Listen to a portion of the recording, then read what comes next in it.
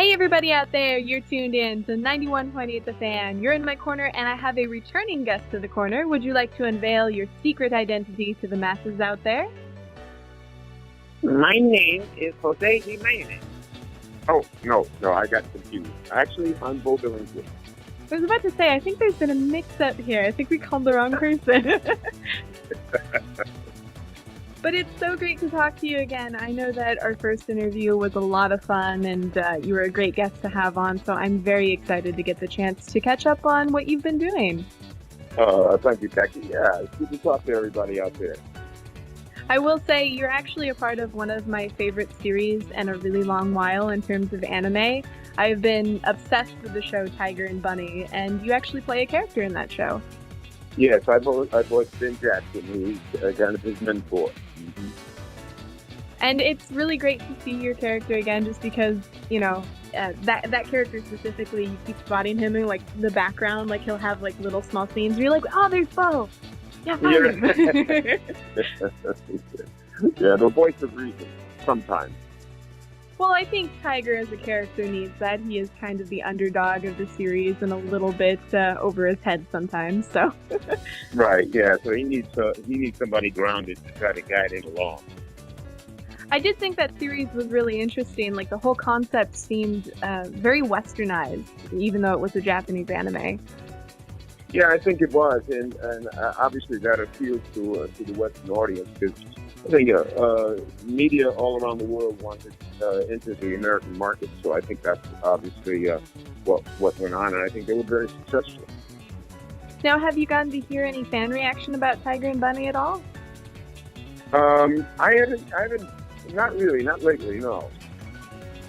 Well, that's sad to hear. I know it's on Neon Alley, and I believe that there's a movie soon or came out recently. So I do know that the fandom is still there and is quite active. Oh, that's good. That's good. Neon Alley, right? Okay. That's very good to hear. I actually think it's really interesting the type of merchandise that's available for Tiger and Bunny. You might not know this, but not only do I have Tiger's hat, but I have adhesive nails that are like the symbols of the heroes. And I think it's, I know it sounds super silly, but I like that I can accessorize without being like, here's my anime shirt and here's my waifu pillow and things like that. It's very subtle. That's cool. I'm in love with that. That's so fun. It's just really a lot of fun. I'm glad you're doing that. Oh yeah, I think it's really interesting because I don't see a lot of series that have merchandise like that you can get very easily. Right, yeah, that's true. I mean, now if they release Cowboy Bebop nails, that would be pretty awesome. Kick butt. Yeah, yeah, that would be cool. The Cowboy Bebop's been around a while, so there's stuff out there.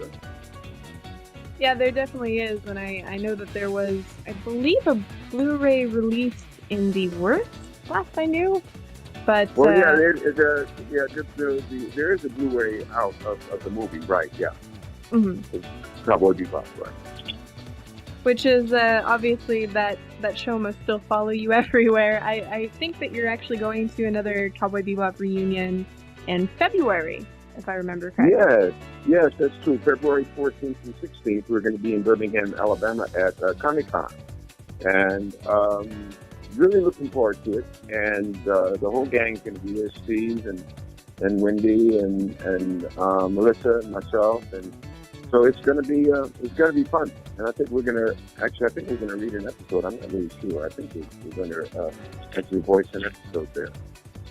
That'll be super exciting for the fans, and I can vouch for the Comic-Con staff. They're great people. We've sent our guys out there to broadcast for a few years, so you shouldn't have any trouble. They're awesome. Yeah, they have been. They're really cool folks to deal with. And so, are you excited to get to interact with the fans a little bit more? Oh yeah, because I haven't been going to a lot of cons, and so it's gonna be nice to interact with the fans again. It's, the anime fans are the best. They're just really the best, and seeing everybody dressed up and the outfits and the excitement and it's in the air. So I can't wait. Do you ever see any of the characters you voice and you're like, that's me, I need a So, picture yeah, with me? right? Yeah, that happens. There's a young man who really enjoys Jet Black, and actually, a number of years ago, I saw him in several different cons, and he would travel around, and he'd be in the Jet costume. So we had a number of pictures. I have a number of pictures with myself, so to speak. Well, I always think that must be kind of a surreal experience that there are people who are, in costume of your character to a certain degree. It is surreal, and it's so flattering. I can't tell you to see people enjoy what you do so much to the point that they go to that length to dress up as your a character that you voice. It's so flattering, and it validates the fact that you're in the business. Yeah, that's why I'm in the business, because I want to affect people's lives in a positive way. You know. Oh yeah, definitely. Are there any? Now this is kind of an odd question, but are there any characters you voiced or had the, honor of being in live action that you wish people would cosplay? In live action, that makes sense. Well, Captain Abbott in Star Trek. If that's what you mean, to cosplay in characters that I've done in live action, is that what you meant? Yeah, that would work very well, I think. Yeah. Captain Abbott, Star Trek is one of my favorite guys, because I'm very happy to now be part of the Star Trek family. It's very special to be part of that family. And I don't know if you know this story, but when I auditioned for Star Trek Into Darkness, I didn't know what I was auditioning for. And there's a lot of secrecy in Hollywood for good reason, because there's a lot of thievery going on, And so when I auditioned, I went on to get me on tape, so J.J. Abrams was not there, and they gave me some dialogue to do, but there was no indication as to what it was. And so about a week or two, maybe 2 weeks later, my manager called and said, that little project that you auditioned for, you booked it. I said, oh, great, what is it? Because I thought it might have been something that was going straight to DVD or Blu-ray or something like that. And she said, well, it's a little movie called Star Trek. And I said, no way, you're kidding. She said, no, it's Star Trek. I said, okay, well, I'm on board. Just sign me right up right now. Now, I know that there's NDAs in the business. Was that one you had to keep quiet about for a bit, or could you promote that one? Yeah. We signed a secrecy document for the confidentiality statement for that, so we weren't able to. We weren't allowed to. All we were allowed to do is say that we were in the movie. That's as far as we were able to go. And it's interesting, when we did. Most of our stuff was on the Sony lot, and because Paramount was was cool at the time, when we were using it was 3 different sound stages, and so that when we would go we were in costume at our dressing room at base camp, and when they would take us to the set, they would drape us in these black capes with hoods so that nobody could see our costumes. And they did that for everybody, the principal cast, for all of the atmosphere players. So that no one would be able to see any of the costumes that we were wearing. And actually, we had a code name for getting on the lot. We didn't. No one said the word Star Trek. And but it was very exciting. As a matter of fact, we were on one of the sound stages we were working with, was the twin sound stage, and we had a bathroom that you actually had to go out of the sound stage to go to the bathroom that we shared with the next sound stage over. So that if we had to go simple, we would have to put on our black cape and hood and go like Darth Vader or whoever it was to the bathroom. So it was a very secretive situation. Of course, we couldn't have guests on the lot, although after a couple of days working the system, I was able to get a pass. So my wife came on the set, and she they gave us a tour, and we got a chance to walk around on the bridge of the Enterprise and to go to the transporter room and the med bay and to meet everybody. We met JJ and Chris and Zach and Peter Weller and so it was a very wonderfully positive experience, and especially since I had a chance to share the experience with Cece. And of course, the day that she came on the set, I was working that afternoon. So when she left, she had some business she had to take care of. She left, and then when I went to work on the stage, Steven Spielberg was there, so I got a chance to meet Steven. Oh, very awesome. That sounds super cool. I kind of feel bad, though, for the other people on the lot who are like, is there a cult invading? Like, what's going on? I know. They're probably, what the heck is going on? They're probably worrying for their safety or something. Saying, what's going to happen around here? I don't know. Well, I've had experience with a few NDAs, especially, with the job, but nothing that interesting. Yeah, that was very, they kept a tight grip, and of course we couldn't take any photographs on the set or anything, so it was quite interesting. I'll tell you a little story that was fun. I worked somewhere about 3 weeks on the film, and I think the second or third day I was in makeup, and I heard this. Somebody was doing scales on a trumpet. And so the next thing they know, Peter Weller comes into the trailer, and Mr. Greenwood says, Peter, would you do us a favor? Do your scales at home. Scales are for at home, songs are for the public. So please don't feed us any more scales on your trumpet. Because, that's a piercing sound. The trumpet. So Peter did us a favor, and so he didn't do any more scales. I guess that's one way to pass the time on set, because I know when you're on set, sometimes you're waiting for, 12, 16 hours just for, your chance to get onto the stage.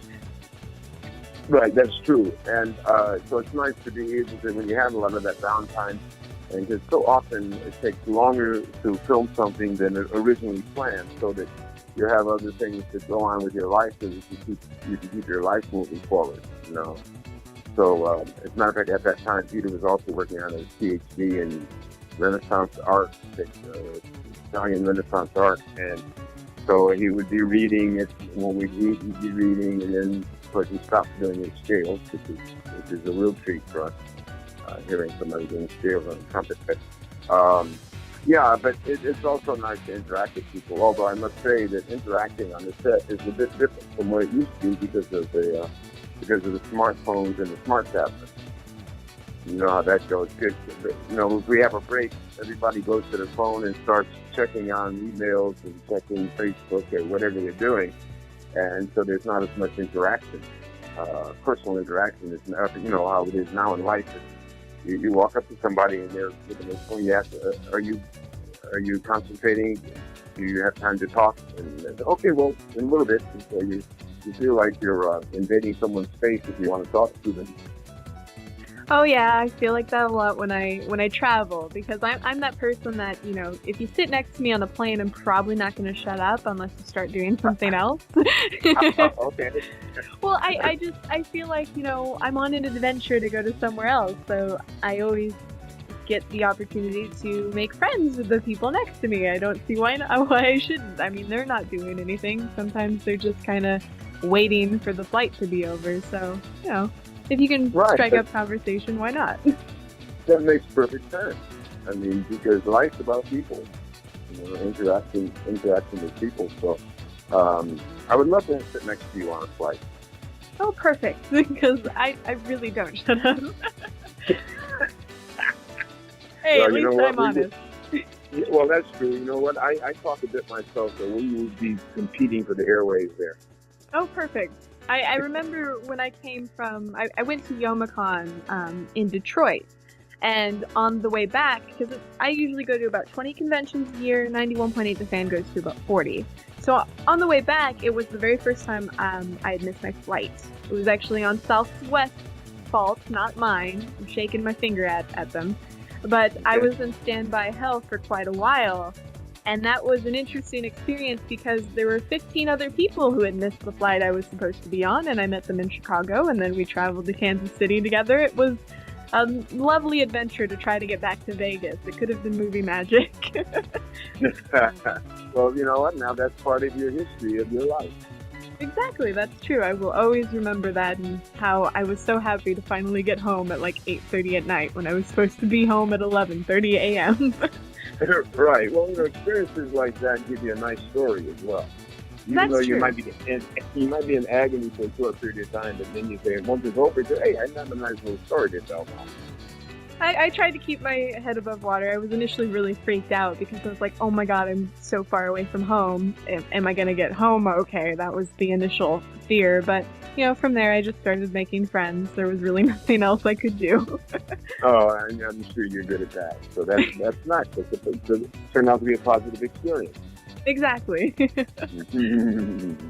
But for the listeners out there, and I know they want me to talk about this, you're actually a part of a show and a video game series called Naruto, and you actually play several different characters.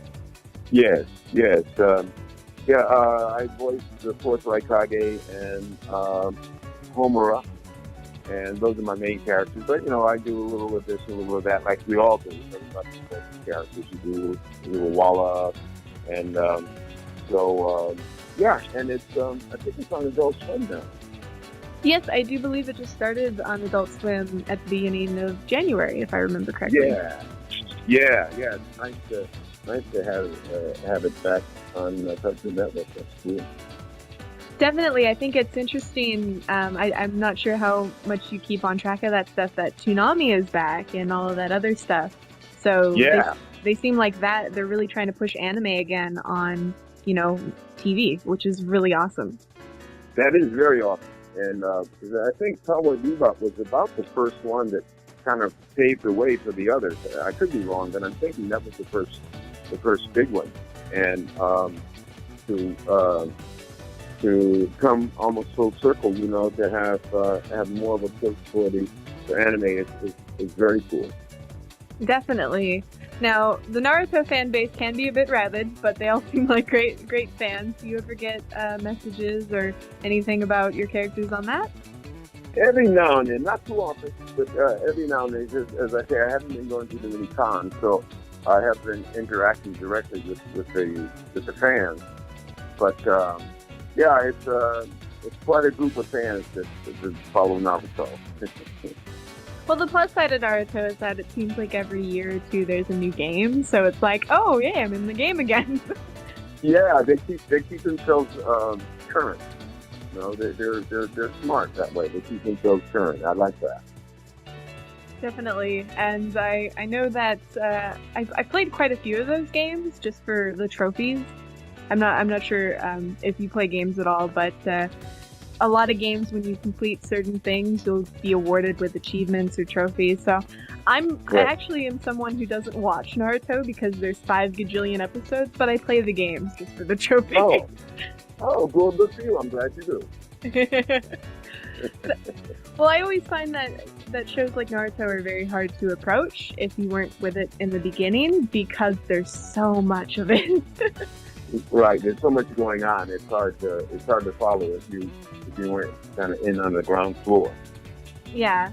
So I kind of leave that to Chris. Chris watches all the shows that are like 500 to 1,000 or so episodes. Oh my God. He just gives me the rundown on those, and that's how I keep current.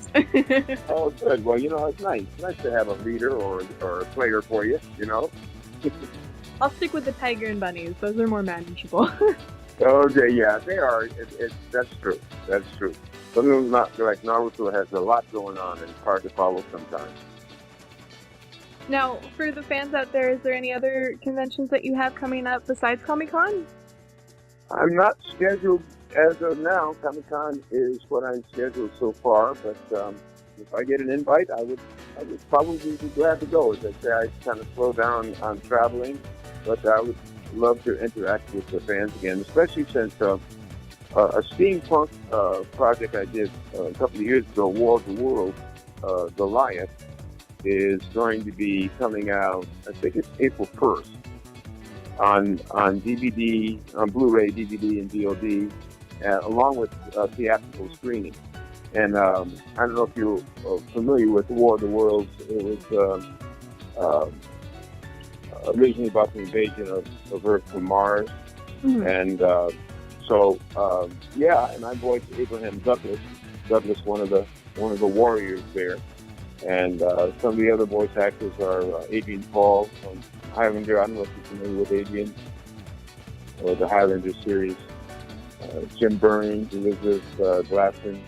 Who else is in it? Peter Wingfield is in it, and Tony Insoft. But it should be exciting. So everybody look for it coming April 1st. It does look exciting, and the animation looks really top-notch, too. Yeah, they made it 3D. So and that was kind of after the fact. So and they apparently did a great job. I can't. I'm not such a techie that I can keep up with how they do these things. So I just marvel at what is possible now with the geeks out there. I wish I was a geek. I really wish I was a geek. I'm not. I'm a still non-geek.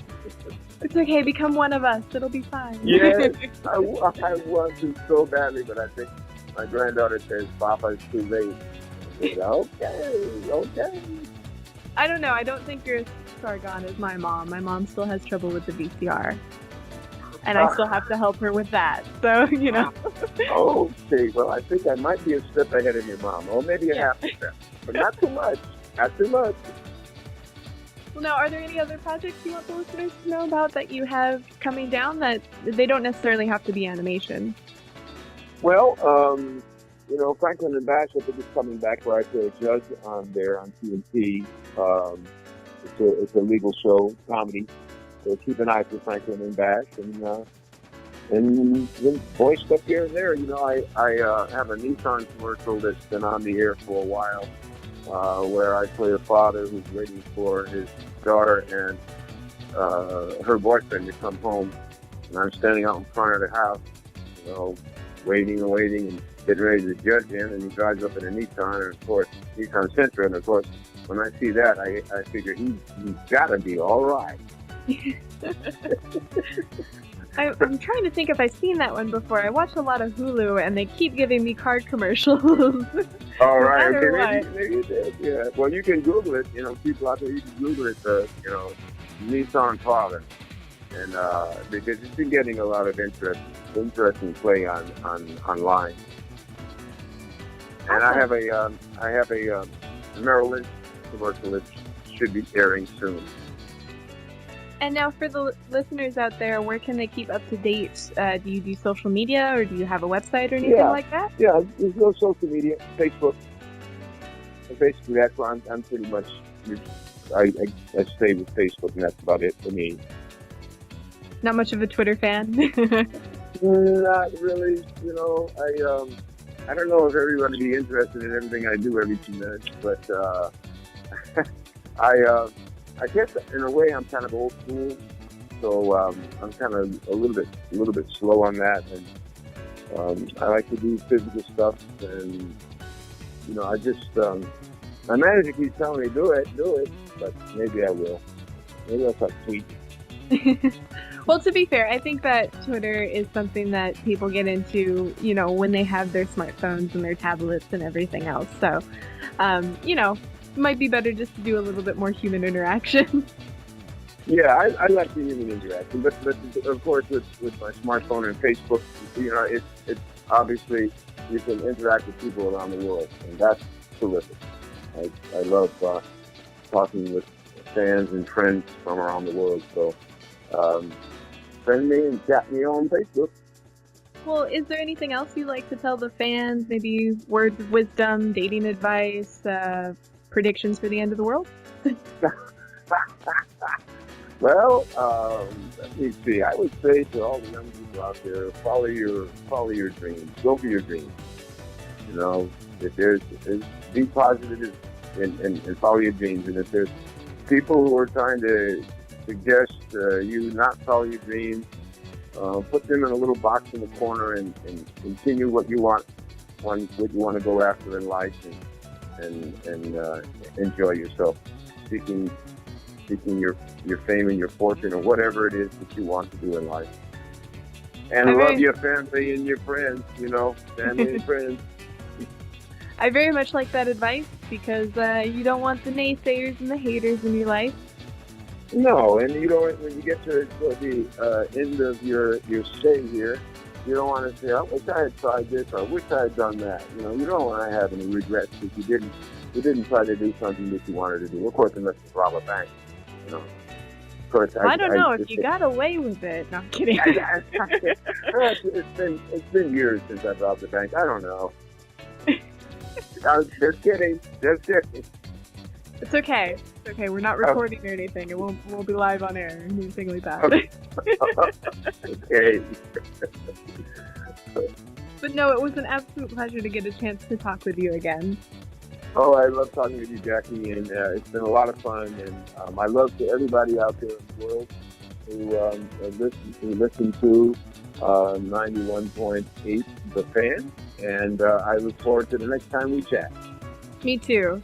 And for anybody out there that missed any of this interview, shame on you, but don't fret, it'll be up on the website within the next few days, so keep it tuned to 91.8 The Fan, everything you want and nothing you don't.